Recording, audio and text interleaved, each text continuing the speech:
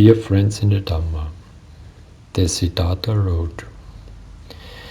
Dharma literally means constitution, nature of things, doctrine, justice, righteousness, equality of a thing.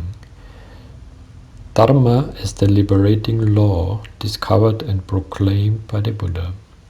Is usually summed up by the Four Noble Truths of suffering and the end of suffering. This Dharma is also called Sanatana Dharma, the eternal Dharma, which can never be destroyed. The Buddha says, my Dharma is ehipassiko. Come and see, you can find out for yourself. And also he says, micchaditti, wrong view, is the biggest sickness on earth. If somebody has wrong view, a micchaditti, he cannot be helped.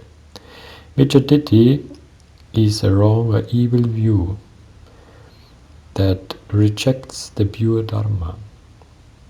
And it is the source for all wrongdoing, for falling into akusala karma, for committing evil karma. The Buddha said always he is a kalyana mitra, a noble friend. Not a guru which cannot be questioned. The Buddha was a noble friend. He was helping, he was guiding. He was not controlling others' lives. The matrix is everywhere. It is all around us, even in this very room. People who see this matrix or this web of illusion come usually in search of Dharma, in search of meditation, because they know something. What they know they cannot explain, but they feel it. They felt it their entire life, that there is something wrong with the world. They don't know what it is, but it is there like a splinter in their mind, driving them mad. So this illusion, called Mahamaya by the Buddha, is everywhere, it's all around us, even in this very room.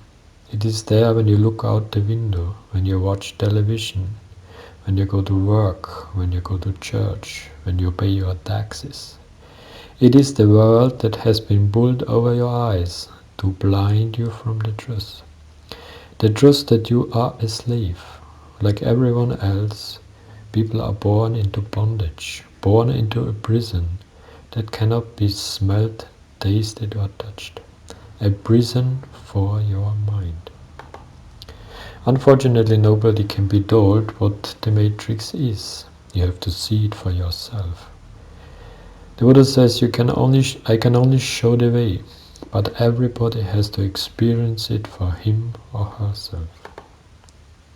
So this world out there isn't real. But what is real? How do we define real?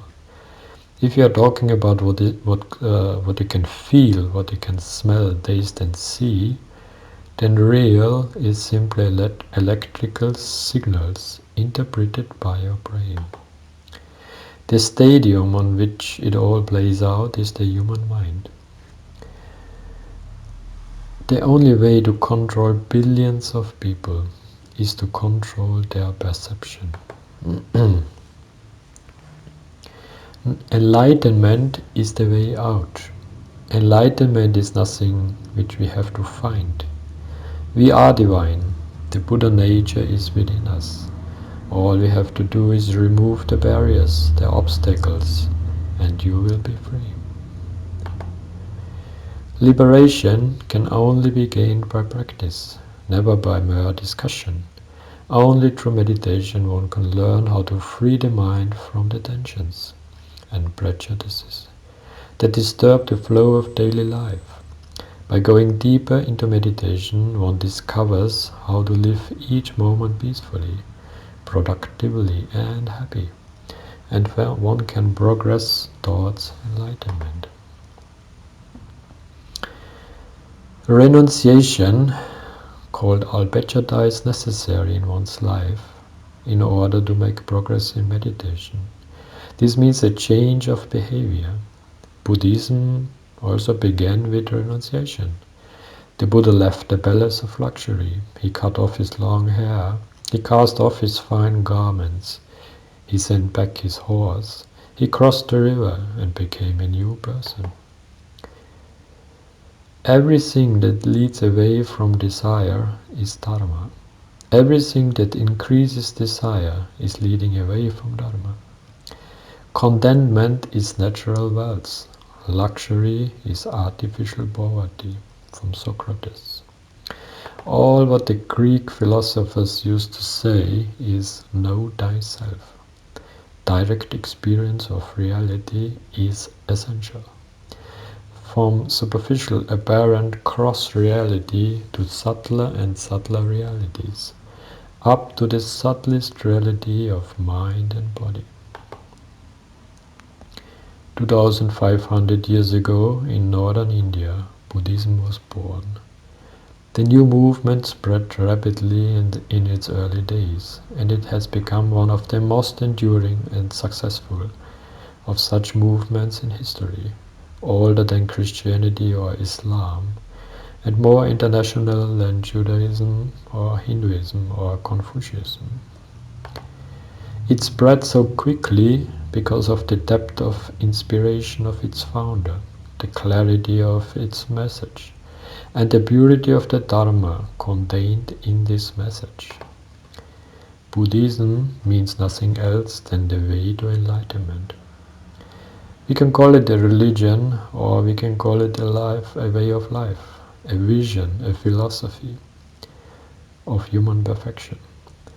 Buddhism or Dharmism is the path to perfection, the path to enlightenment. The path of Dharma is very simple, but we are complicated. Our minds have become too complicated for meditation. We are very complicated beings. The Buddha said, "This is all I teach you, now as in the past, suffering and the end of suffering." Samsara is called the endless round of rebirths. We are born again and again. Each time we come here, we get entangled in worldly activities. Education, job, marriage, family, enjoyment, pension, old age. Again and again, over and over again. Everyone knows that the entire universe is constantly changing, but mere intellectual understanding of this reality will not help. One must experience it within oneself. Karma means what goes around comes around.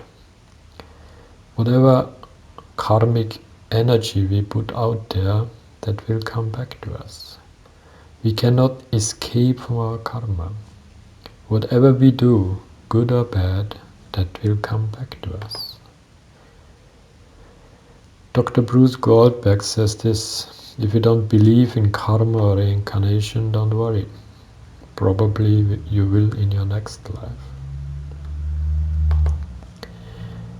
Reality is an illusion, albeit a persistent one. Blind belief in any authority is a hindrance for meditation. A man who believes in a higher authority, in a God, can never find God or liberation. There can be no belief in reality. If we are open to the unknown, there can be no belief in it. Too much trust sometimes kills you. Blinded by belief. Belief in all its forms is used to control the human mind. It's not important what the belief is. Any strong belief means limitation. Belief equals control. You believe in something powerfully, and your progress towards enlightenment is limited. The rebel has no belief system. He does not believe in anything. He is an inquirer, a seeker. But the rebel is not an egoist. The egoist also does not want to belong to any church or ideology, any belief system, because he thinks too much of himself. He's too much of an egoist. He can only stand alone. But the rebel has no ego. He's open-minded. His mind is free. And he's searching for liberation.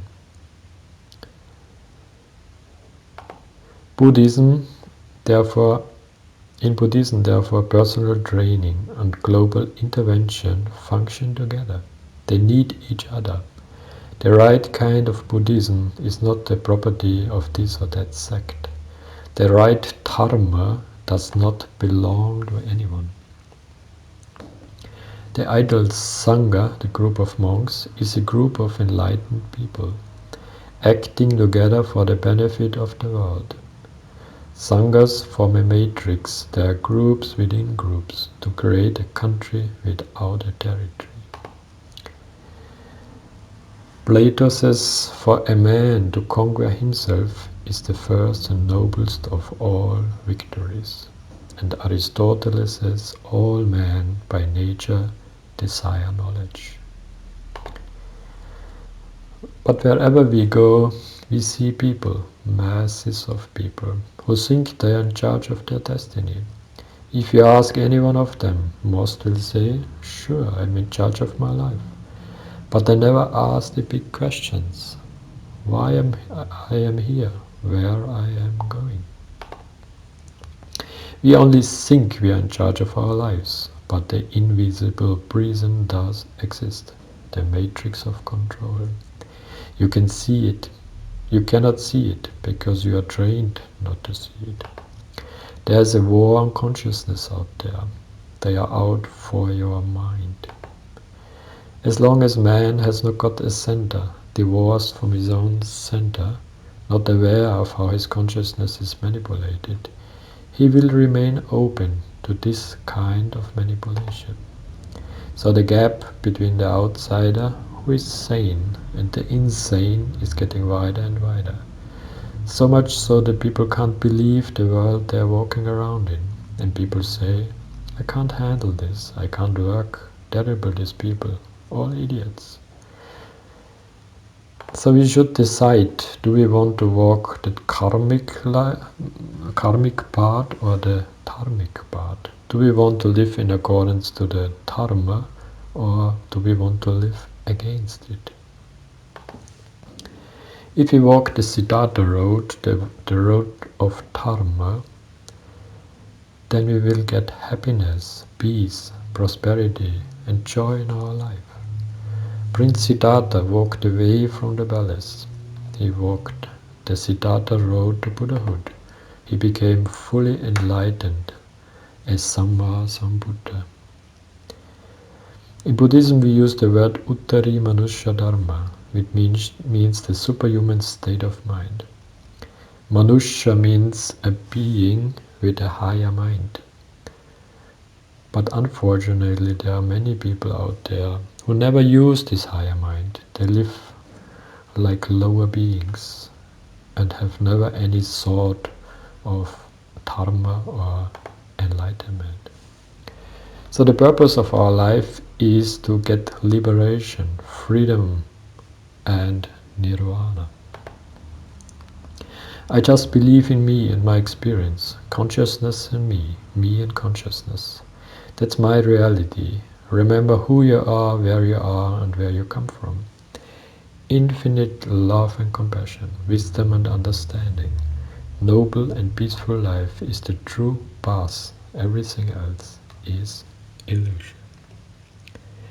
So may you all realize peace and happiness.